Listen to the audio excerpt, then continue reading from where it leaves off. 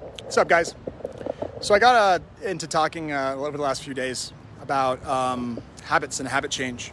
And, if a lot of people have been writing books about habit change, and a lot of words are said these days about habit change. And they seem to be one of those things that people just believe that whatever they hear is the truth. But they don't usually take into account personality, and they don't take into account disturbances in routine.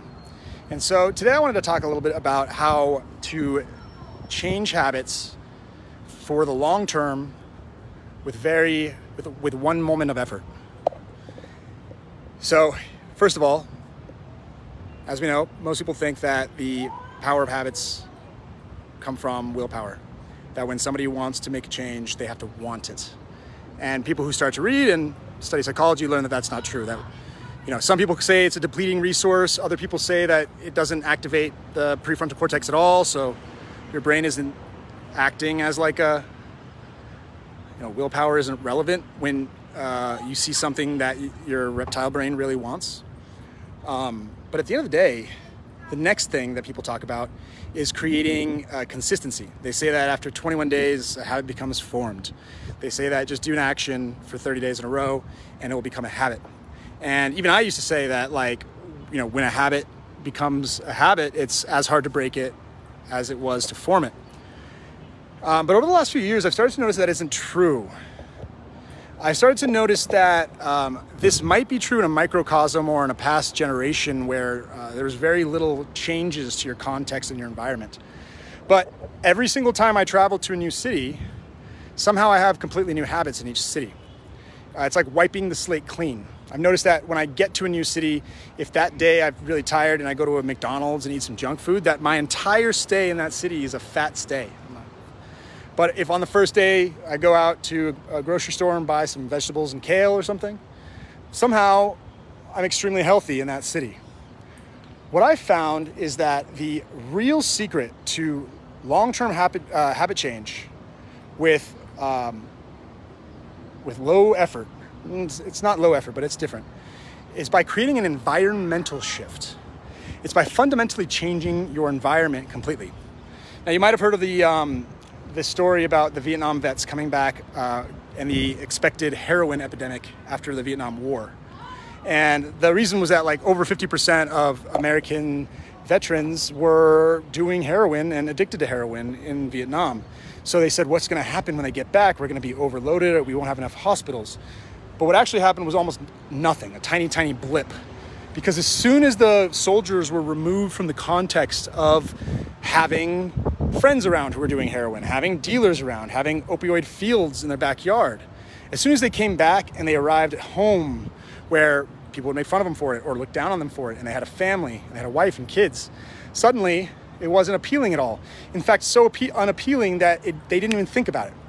And I've heard so many stories of my friends who smoked cigarettes and then traveled to a new city and they stopped smoking cigarettes. And I have found that the simple, fastest way to rapidly change your habits is by adjusting your environment. So my favorite, of course, is moving to a new place because you get to clear off everything. But not everybody can do that, or not everybody is going to do that. If you're looking towards making a habit change, start with something like your individual space in your room.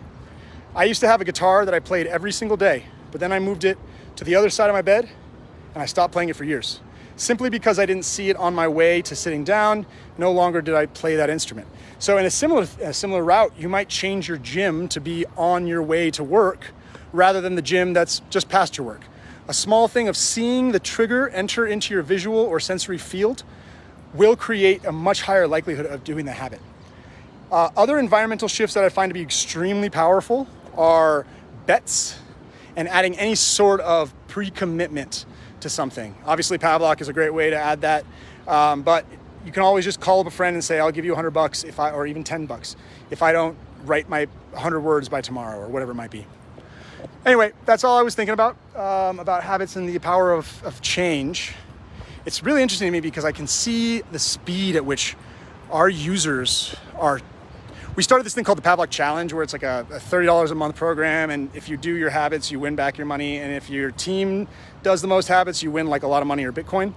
And it's really interesting to see how the act of saying yes, I'll do this for 1 month. I'll join this challenge. That one moment of choice has led 80% of our users have done 100% of their habits every single day, which is just pfft.